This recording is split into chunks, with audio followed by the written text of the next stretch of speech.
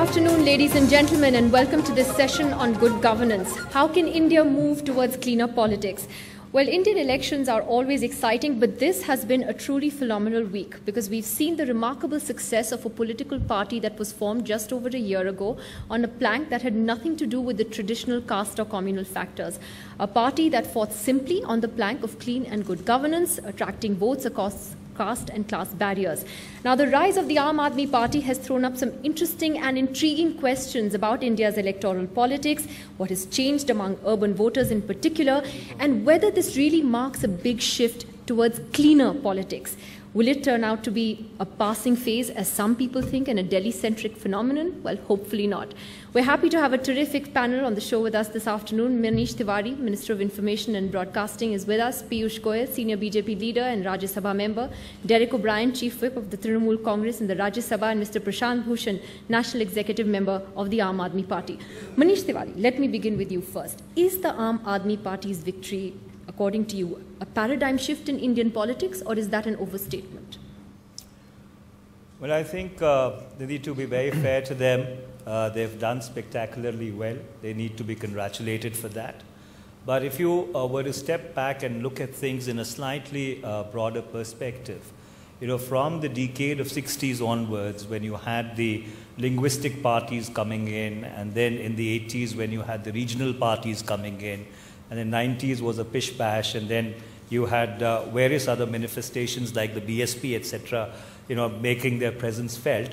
Indian politics has been enriched over the last 40 years with various streams flowing into it. You've had the phenomena of the ASU, from the hostels coming directly into government in 1985.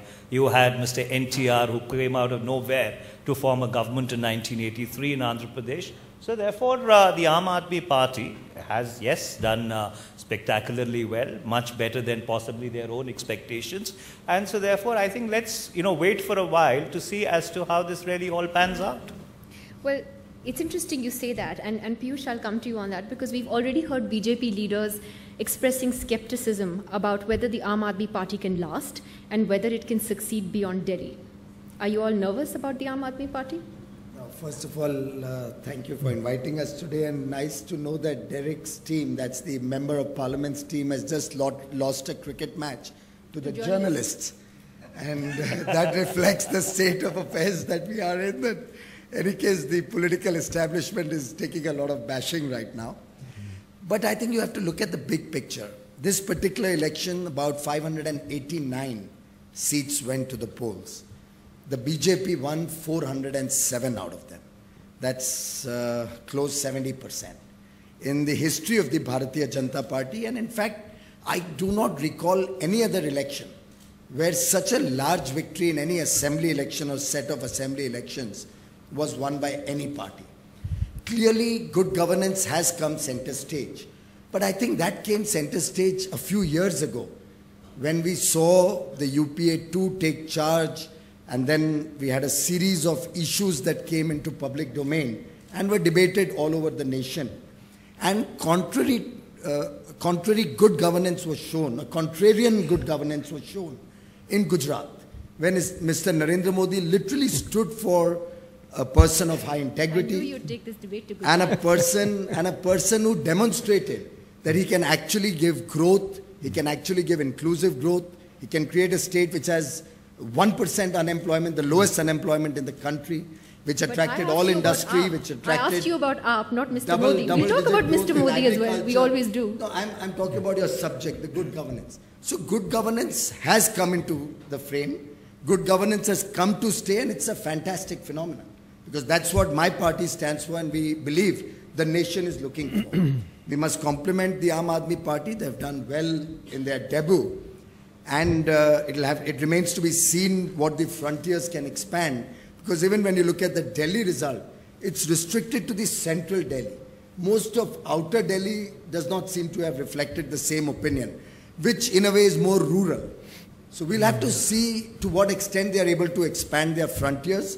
We wish them well. I think if this, the theme of the next election is going to be good governance. At a lunch a few minutes back, somebody mentioned to me that your fight will be probably more in the urban areas with the Aam Aadmi Party than the Congress having lost the plot on governance.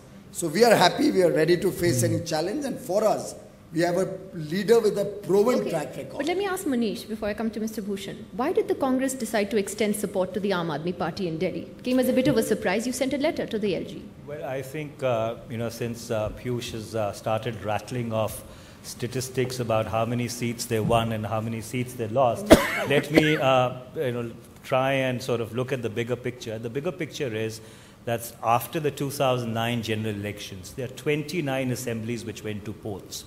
Out of those 29 assemblies, the Congress won 12 out of them. The BJP won 8, others won 8, and one assembly in Delhi is obviously hung. So therefore, given that paradigm, it's all very well for them to exult about this victory which they have, and they legitimately have a right to pontificate on that. But if you were to step back and look at the bigger picture, it doesn't really look all that bad. Be that as it may, coming to your question as to why did the Congress party really decide to extend support to the Aam Aadmi Party? If you personally ask me, and this is my personal opinion, I am not speaking on behalf of the party, I don't think that we should have done it at all. I think it's really between the Bharatiya Janata Party and the Aam Aadmi Party to try and find a modus vivendi to form a government in Delhi. Insofar as the Congress is concerned, we ruled for 15 years, or we governed for 15 years.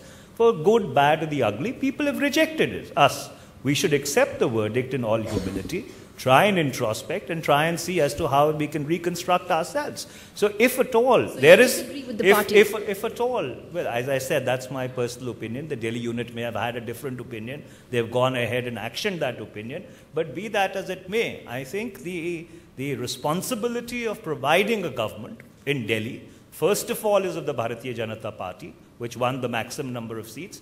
Second is of the Aam Aadmi Party. And this is not the first time that we've been in a coalition situation. We've been in a coalition situation in this country for the last 20 years. So if people are going to step back and say that just because, we didn't get a clear majority, so therefore there should be no government, then there would have been no government in this country in the last 20 years.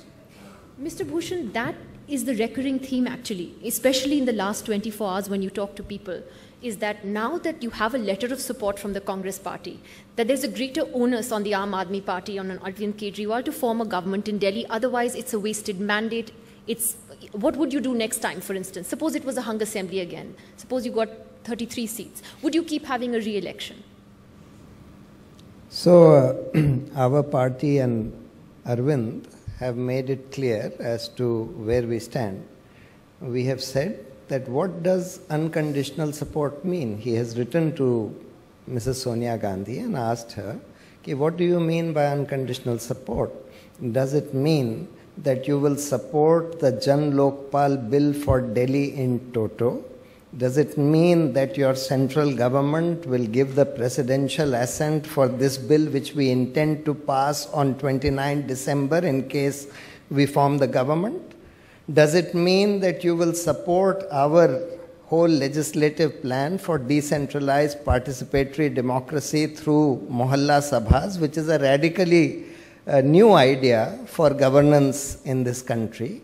Does it mean that you will support the CAG audit of these electricity firms and cancel their license in case they refuse CAG audit? Does it mean that you are willing to rescind the Delhi water privatization bill, etc.?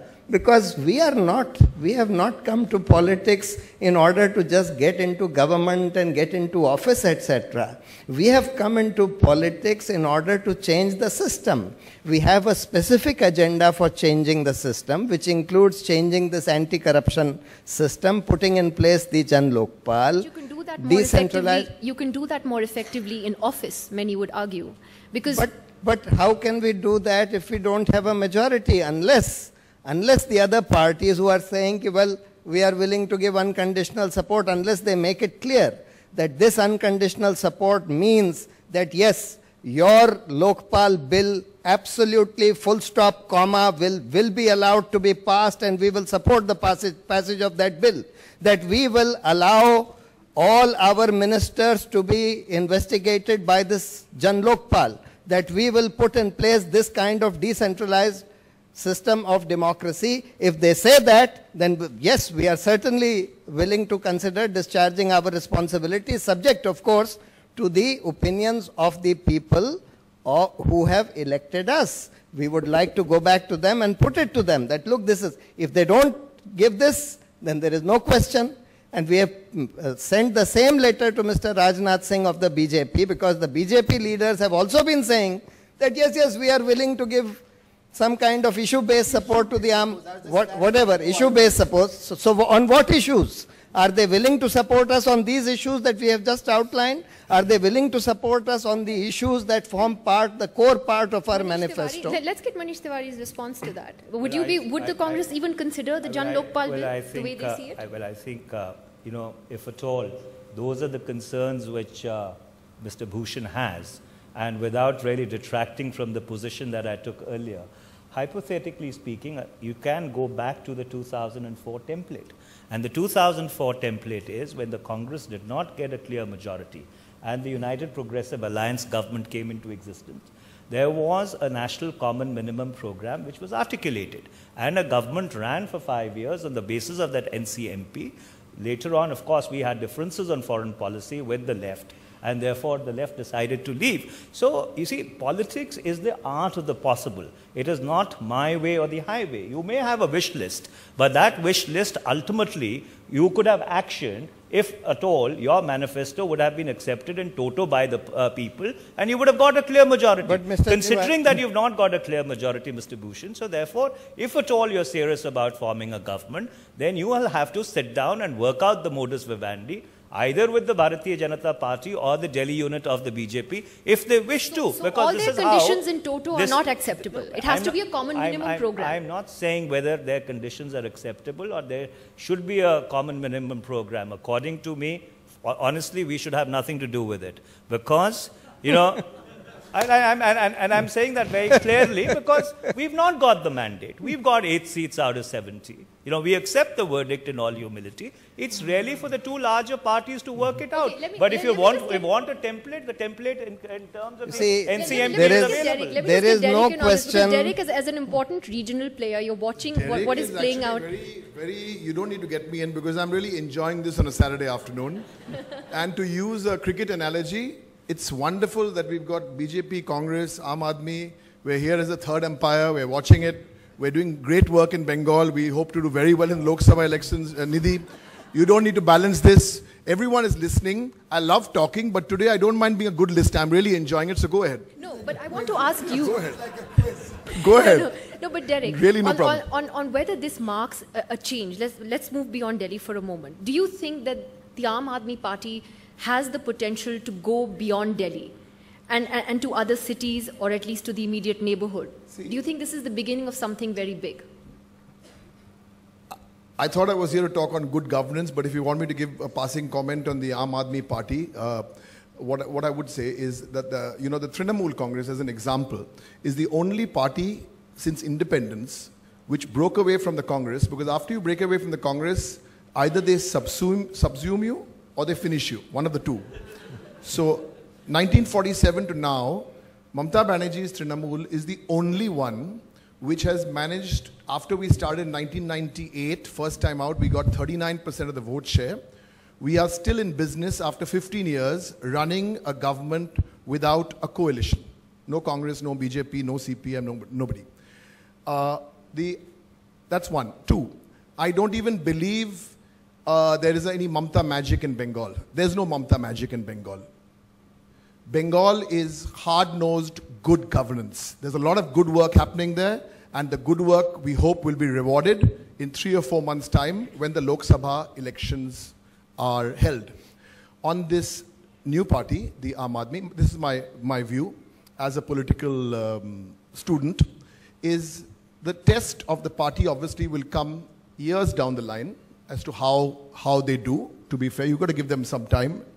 And two, is how they adapt to different linguistic and cultural situations. Because in Delhi, as a student of politics, I felt that they had adapted, Delhi, maybe Haryana, they've adapted very well with the language and with the culture. So they need to replicate replicating the model, no, but to try and find cultural and linguistic connects in different parts of the country.